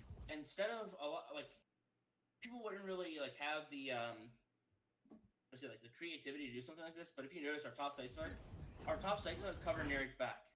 You Yeah. see, like backhaul and like lower, you can't get traded, right? We know everyone plays street, right? Like it's been a while since you probably played Pearl since hasn't been the map pool, but if you remember, literally everyone played street. Like, when you went B, someone's always street. Yeah. So just the idea behind like punishing, like making creative plays to punish like common positioning, something you guys should also be doing. Again, this doesn't have anything to do with mechanics, but just a small thing I Weaken. show you in this week. Okay. I mean, that's the best time to My PQ was bad. I thought this guy was Have a like judge just off the there? street. He goes for the swap. Unfortunately, it's just missed. Go here. Damn, I gotta enter this again. And then the next thing we'll talk about is crosshair placement. So crosshair placement, it's a very easy concept to understand, but it's harder to do in game. Yeah. It's harder to practice. I'm gonna talk about at the end about how you can practice any of this stuff. One of the things with crosshair placement, I just want to make it aware, and I like that you aim train because I'm gonna use aim training as a reference here, and hopefully it can sit with you a little bit better. But let's say that it's you versus Demon 1, okay?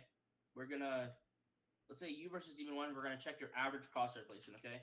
So when you peek this angle, all right, your average crosshair placement's here, okay? We're going to say it's right there. All right, so Demon 1 peaks is right here, okay? Now, obviously, I didn't feel like really making references because it's cringe. Let's just simplify it and say, like, perfect crosshair placement. You have aimbot is right here. Let's say Demon 1's is right here, and let's say yours is right here, okay?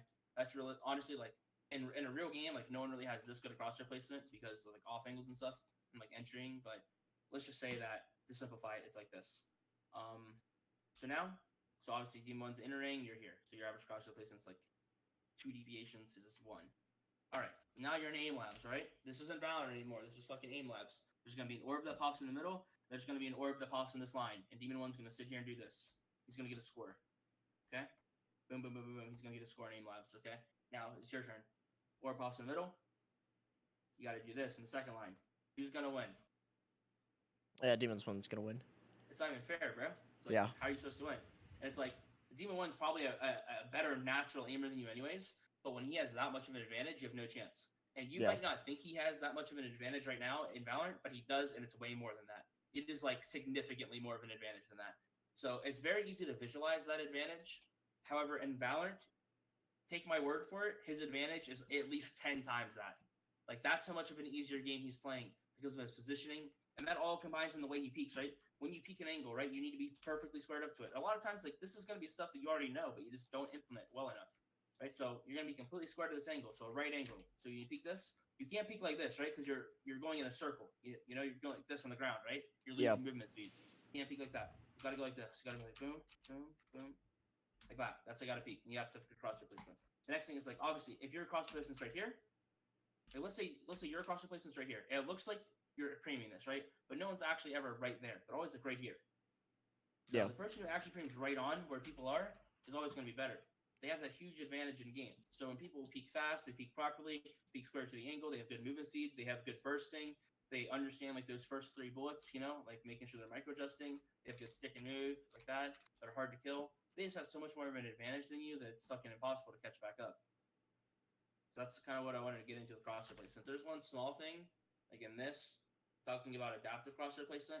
And what I mean by that is there's obvious. What's going on Twitter, bro? Do I have a bunch of notifications or something? Am I going viral, or it's just the map thing again? Yeah, I tweeted maps. Twitter's easy, by the way. All you gotta do is like post something like this that like is controversial, like begs people to comment, and look at this, 300K views. Like, what is this? This is like fucking. I'm actually like I'm a Hall of Fame baiter. Like, I replied. Dude, believe me, I know. I see you on Twitter. I'm a Hall of Fame baiter, bro. It's actually like, if there was a fucking like, I'm gonna get indicted, bro, in the next like at least a year, bro. It's actually crazy. Here's like adaptive crosshair placement. So you see Subversive flashes. When he peeks this angle, you can tell he knows they're out wide, but he doesn't flick towards them right now. Look what he does instead. He predicts that they're moving left, and just insta kills. You see what I mean? Yeah. That is what adaptive crosshair placement is. One of the examples that I like to give with adaptive crosshair placement, a complicated one, is let's say that there's a player right here, like running up, okay? Let's say there's a player right here. We're going to say he's right on this. So let's say there's a guy right here, and there's a guy in the shop. Okay, so let's say the guy in the shop runs up, and he jump spots like this, right? And he sees you. Okay? Now, this guy's going to swing. What do you think this guy's going to do? As soon as he gets spotted, what is this guy going to do? He gets jump spotted. Boom. What's he doing right now? He's going to reposition. He's probably going to go like wider, try to catch you off guard. Because he knows you're going to swing. He's probably going to try to get a deeper angle on you and throw off your crosshair placement, right? Everyone knows that. That's probably what you would do in game. Probably what pro players would do. But the skill gap comes in this guy who jump spots, right? He's going to swing. Guess what? Exactly. Someone like Osmoss is going to frame like this. Whereas like you in a game, like when you're communicating with your team and you're not really focused, like it's a deathmatch, you might just go like this. Yeah, and then you're dead. And that's the gap, right? Like again, this is just one situation. This happens all the time in Valorant, depending on the situation, abilities. If someone's down numbers, not down numbers, if they have dash popped or, you know, random shit like that. You know, you can kind of start to predict how people are going to play. The people who have that good prediction on how players are going to react to certain things, like this jump spot, like that sky flash, they can change their crosshair placement based on that. So crosshair placement isn't only just, you know, how good are you at priming exactly 3 inches from this wall when you peek this angle, right? Don't think of it like that. It's also an intuitive thing, like knowing how the game is being played at that moment. Does that make sense? Yeah, that makes sense.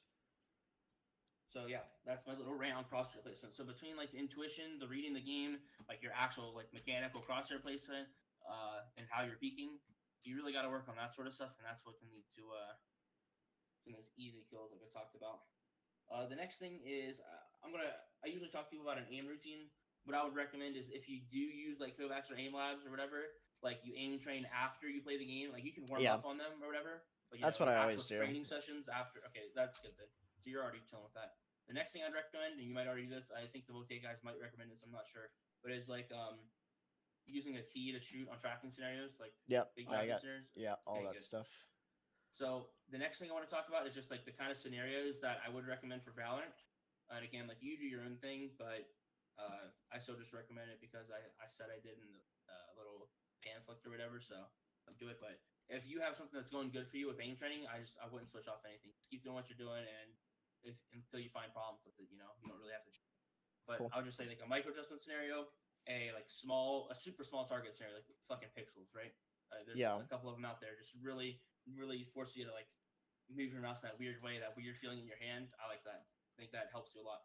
And the next one is a target switching scenario. So like, or like switch tracking, I think is what it's actually called. My bad. Mhm. But it's like pat target switch on Kovacs. I think you use aim labs. I don't know what it is on aim labs, but Yeah, basically where, like, you it's like click the on one track. task where it's like the balls and there's like fucking, I guess they're all balls, but like they're like just moving horizontal. I don't know what the fucking name is, but it's the one that like everybody fucking plays. I know which one you're talking about. Yeah. Okay. And then so I like that. And then the last one is a little bit weird and doesn't really make sense for Valorant until I explain it. But it's just any sort of large tracking scenario, like very large, like potentially even like 360 degrees. So the reason for that is not because of aim. I'm not wanting you to fucking shoot razors out of the sky better, okay? Like maybe that'll help, but it's actually just so you can have a better feel for like your entire range of motion in your mouse. So a lot of people in these like FPS games get stuck in only being like in this super narrow range of motion. So when they have to make a flick like this and they have good processor placement for this angle, like 90 degrees away, they don't have the mouse control to like actually like fight right now. They're on the edge of their mouse pad and they don't feel good. Like yes, you can like pick up your mouse pad on the right side of your mouse pad right now, right? And then flick. Now you're in the middle. You can do things like that. And you should do things like that. But having a better range of motion with your mouse, if that's a problem for you, is really important. Especially if you play low sense. What sense do you play?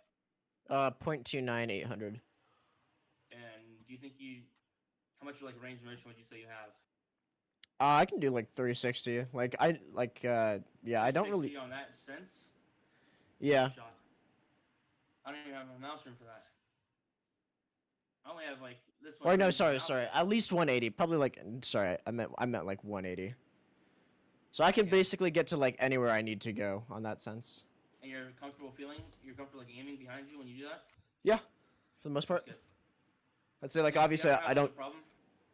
Like you can aim train on it too. Like you Got can you. try that sometimes. Like if you you don't need to aim train on like the fucking whole left side, but maybe just a little bit off center. Like starting a little bit off center on your aim trainer, a little bit off center to the right, a little bit off center down. I don't know about you, but after I flick my mouse this time, my aim naturally, or my mouse like goes downward on my mouse pad. It's weird. Like that happens to me when I'm going for like high scores. Like if I'm like doing, even if I'm just doing grid shot, eventually my mouse will go off my mouse pad on the bottom. It's a weird thing that happens, but yeah, just doing those, getting Gotcha. those down, and then going into customs on top of that. So you can do the large tracking stuff, but also just going to the customs and practicing how you're going to peek stuff, right? One of the things I like to do is I like to show this as an example of like, okay, I want you to rate me 1 out of 10 clearing this room. You ready? I'm like clearing this room like these sidewalks, right? I'm going to clear it. You rate 1 out of 10.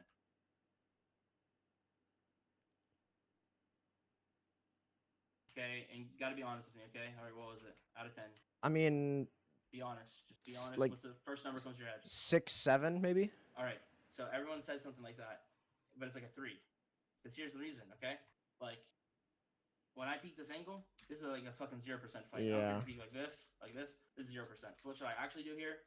Like that. Should jiggle, yeah. Yeah, jiggle. So jiggle this. Commit to that fight. Sure. Okay. You can jiggle this. Jiggle this. Jump spot all that if you want. Jiggle to see if somebody went out. Here. Jiggle to see if someone went out. You get the common angle. Because you can like god peek common angles and kind of kill them, so it's fine. But this far away at least. So like that's a good example of like how you should clear that area. And what will happen is a lot of people get in this mindset where when they think about clearing angles and things like that, all they'll be doing is like this. They'll be focused on how good they are at mechanically peeking, This. Like, oh, this is a really good clear, bro. Look at him. He's hunting for the wide thing. He's slicing the pie. Oh my god. But, but that doesn't matter because you're just fucking dead in 1 second. This guy holding this angle is gonna be like, what the fuck is this guy doing? Right? Yeah. It's like, it's impossible. So go into a custom and practice how you're actually gonna peek angles. Even someone like Zek, when you watch him in game, this is what'll happen. A lot of good entry players, like they'll dash in somewhere like this, and like if they're on an angle like this, you'll see them like throwing a jump spot in the middle of their fucking fight, bro. They'll be in like the middle of a gunfight and they'll jump spot to see like exactly where the enemy is like repositioning. That's why you see a lot of players like reloading. They'll be like reloading and jump spot at the same spot at the same time. It's gonna help them peek if they need to peek out of that disadvantageous angle anyway. Yeah. All that stuff. the next thing I want to talk about, we'll talk about the aim routine and training after. Yeah, so you'll be good with that. I will say though, I would recommend not like if you're gonna do a warm up on Aim Labs or even this game, whatever. Like I would recommend warming up like in TM or Deathmatch for at least a part of it, which would be the second part, obviously. But if you're going to use Aim Labs or Kovacs to warm up, like make sure you do it every single day and make sure it's not longer than like 15 minutes. I think it's really dumb to warm up for like longer than that. Yeah, I agree. Some people be fucking like warming up for like an hour. I'm like, all right, you're just training at that point. That's just like, that's just. But next thing I want to talk about is and this is going to get into some of the final things is. Let me pick which ones that we should talk about. Honestly, I think one of the things that'll benefit you. I'm just going to link you this video.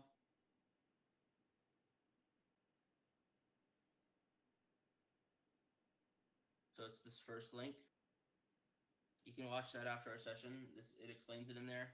Like, it'll talk about some of the communication issues you have. I think you can benefit from, like, adding that to your game. Once you watch the video, you know what I'm talking about. But the last thing I want to go over, which is, like, one of the more important things, is how to improve on, like, anything that you want to improve on. And everyone has their own little system. I'm going to give you an example of, like, a system that can work. And then you can make adjustments depending on, like, what works for you. You can change it entirely, etc. Right? But I just want to give you a basis of, like, what it means to, like, you know, be able to improve at anything you want to. So let's just go for a random example here. Let's say you want to get better at lurking, okay? Just as a general. Just as like a super general concept of lurking. What are you going to do? Like, step one is something like, I'm going to call it like the prerequisites, okay? Like, let's see if I can spell it. Not even close. Requisites. God, I can't fucking type, by the way, if you didn't know that. I think that's right. It looks good. I only type with one finger. Whoa, that's crazy. I type horrible too. I like peck at my keyboard. I don't use fucking home row or any of that bullshit. Yeah, I'm like what's it called? I'm a gamer, but I don't know how to fucking type. It's actually horrible, but there's prerequisites. That's why it's so annoying to like make like Discord and stuff, dude, because I can't fucking type. I have to type stuff that pisses me off. I have to like stare at my keys too. But No, I'm the same. It's like, so there's a prerequisites. What do I mean by prerequisites? It's like, okay, what do you need to learn to get better? So if you're lurking, what should you do? You should go look at VODs of good lurkers. You should go look at Net, go look at Less, go look at different styles, go look at Nats, go look at all these different styles of lurkers. Some lurkers who like to really commit their lives, like Less. Some lurkers who like to commit their lives, but also like to look for interesting timings and setups, like Nats, right? Different styles. Prerequisites are studying those players and studying your own gameplay and picking out like and narrowing down your focus. Okay, so let's say you want to get better at lurking. Narrow down your focus. Okay, like let's narrow it down to Ascent, attack side, or attack side Killjoy Ascent. Okay, when I'm lurking outside B, particularly I want to get better at that. You go look at some Less VODs and heals on Killjoy. You look at some Nats VODs and heals on Killjoy. If he's even played it on that map, I don't even know. I don't watch him that much, but it's like you look at those games and you try to take what you can from them. Maybe you compare it to your own, whatever. Okay, now you're going to set those. Well, actually, we're not even out of the prerequisites yet. What you're going to do is literally go into a custom game and figure out like what exact setup you want to do. I mean, once you get good enough at it, you don't necessarily need to go into a custom. But like for example, maybe you might like do this turret, right, and drop down into Sabrosa on a certain default your team does, right? If you didn't know, like this is a cool setup you can do where you can lurk in this area and you have this turret alive and this alarm bot alive. So it's nice. So your team can like commit to like some really cool ideas like this. So for example, like if your team is going to go for this A split, or they smoke like this, and they go here, take this space, and they flank A. It's one of those rounds where you can do this if you want to. That way you can be in mid with them. So little stuff like that. So have that stuff down, like what you want to do, how you want to approach it already. Like you want to, before the scrim even starts, you want to be like, yo, I'm going to go for this timing, or I'm going to look to break the B main turret more. Have those little targeted goals there. The next thing is you're literally going to force that in scrims as much as you can. You're going to have that narrowed focus on potentially maybe it's breaking this turret, maybe it's getting into Fridge more, maybe it's becoming like a mid-3 lurker in the mid-round more, maybe it's like, when your team goes A, maybe you want to stay outside this area more and try to be more of a nuisance. Those little things, narrow that focus. You're going to go into scrims, and what you're going to do is you're going to spam lurk, you're going to tell your IGL before the scrim, like, look, dude, Like I'm working on myself here. Like I'm gonna be lurking a lot. You know, obviously I'm not gonna be lurking this much in the match, but I'm really gonna try to like this scrim in particular. I'm gonna try to get good at lurking because also in this particular scrim, once you lurk like 3 times, you already know the other team's gonna be like hard countering you. Yeah. So it's gonna be the hardest it's ever gonna be once you do it that much in a scrim. So you can do something like that. Then what I want you to do is I want you to clip it. All right, have a short form clipping software, and then clip every single time that you did it. All right. So then it's the like narrowed focus. It's a clipping, reviewing, repeating. So it's like something along these lines. So basically, you're going to clip the times that you did it. You're going to need to review all the times you did it. Maybe compare that to the best players, see what you could have done better, and basically VOD reviewing it, right? And then you're going to repeat the process where, let's say that you VOD reviewed yourself, right? And you did a good job in this area here, but you didn't do a great job of like B main lurking. Now you're going to narrow that focus to B main in the next scrim. You're going to think, okay, well, how can I fix B main? You're going to go look at those VODs again, look at different VODs. You're going to see like, okay, well, you know, when I approached B main, my team wasn't mid defaulting, right? Whereas when Les was approaching B main, his team was mid defaulting and they were getting info. And that could make the difference, right? Because if Les's team is getting info that, oh, there's one person marking, right? That could be enough for you to give the confidence to yourself to break this turret, right? Mhm. Whereas if the team's mid defaulting and sees absolutely fucking nothing anywhere, you might be like, well, you know, I can't really break this chart because there could be 3 fucking people here waiting for me. So Yeah. obviously I'm not going to do that. So try to fix those little things and you just repeat the process until you have completed those like set things you want to do. And this can be correlated to anything. It could be Killjoy or it could be your cross replacement. You can do the same thing with cross replacement. You could go in and say, all right, what are the prerequisites for? Let me give you actually a more complicated one so you can apply this. What are the prerequisites for having a good CT Killjoy B setup, right? You can do all the VOD reviews, but also go into customs and literally find setups. Find setups that correlate with your teammates. One of the ones I like to do, I'll give you an example, which is synergy. In week 2, we'll talk about like ability synergy like this. Because I like to play like this. That way Sova can like drone for the jet, you know? Drone for the jet, potentially dart if it's a mid default. But eventually in the late round, what these mollies are going to do is everyone that tries to hide from my dart right here is going to get mollied, and this jet that goes out into this boat is going to get mollied. We actually do this one exactly. And Gojo is going to be right here. I'm going to be right here, like supporting my jet. KO is going to be a rotator. Omen's going to be a solo anchor. This. Obviously, if they go A, this flash is going to come like this. Boom. He's going to peek this way. We're going to play retake. If they go mid, our KO comes to here. He does this flash. It's a one-way flash we're going to peek with. If they go B, he's going to run CT and flash for a Killjoy on layer 2. But layer 1 is going to be, I mean, KO could flood layer 1 if he's there in time, but usually he's not. Is I'm going to dart like this. Jet can go in. This dart scans everyone here, here, here. I can spam the guy in logs. It does scan him. But I can scan him if they go logs, scan everyone who's here. Anyone who tries to hide here, here. Obviously, they're getting scanned and mollied out. You know, and that's how I can synergize. So you can get those setups in game first. You can go in and test them with like, you know, whoever your site partner is at the time, depending on the map, and have all of that done beforehand. And then you can still do the same process of trying it in scrims, reviewing it, adapting it, you know, checking those pro VODs and stuff like that. So you can use that kind of system to improve anything you want. But one of the key points that I want to make in this like whole little rant about improving certain things is making sure that you narrow your focus. Because that's like a huge part. If you go into a scrim day saying like, I want to get better at Ascent, so what does that even mean? You Yeah. get better at Ascent. Like that's a fucking map, dude. So go into like your scrim day or you know your next approach for like you know maybe you just want to get better. Maybe it's not a scrim day. Maybe you just want to get better at cross replacement. Don't just generalize things. Try to narrow the focus as much as possible. And you don't have to focus on only one thing at a time, right? But you can play a scrim and focus on your T side lurking, your defensive setups, and your defensive like kill drills, right? You can focus on like 4 or 5 different things every scrim. Don't focus on like 100 things, but just try to pick a couple targeted focuses like each scrim, whether that be a couple things mechanically and a couple things on your agent, maybe it's your communication, etc. That's my best advice. Just narrow that focus, take it step by step. Got you. All right. Well, I want to let you know how this is going to work. So week 1, that's all the stuff I got to talk about. Week 2 is going to be about like team play and ability. So make sure you pick a VOD that you think is the best for that. Maybe you want to. So for example, like whatever map in agent combo you want to learn the most about, probably is what you should bring in for week 2. All right, sounds We'll good. also be looking at your mechanics though in week 2. You know how they like, expanded or what you've been working on. And then in the meantime, between now and week 2, keep me updated on like what's working, what's not working. Maybe something made sense, something didn't make sense. maybe it's like a piece of advice I gave you, like in this session, that like you can't really implement.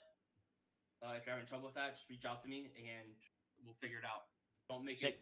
it, make sure like stuff actually like sits in and works. Don't let it go on for too long not working. Sounds good. Me as the source.